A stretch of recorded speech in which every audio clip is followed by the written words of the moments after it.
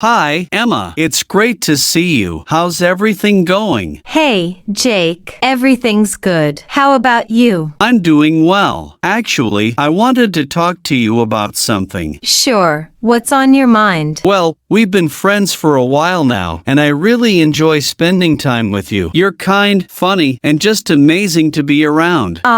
Thank you, Jake. That's so sweet of you to say. It's true, and honestly, I've been thinking I'd really like to take you out sometime on a date. A date? Wow, I wasn't expecting that. I know, I've been nervous about asking you, but I feel like we have a great connection, and I'd love the chance to get to know you in a different way.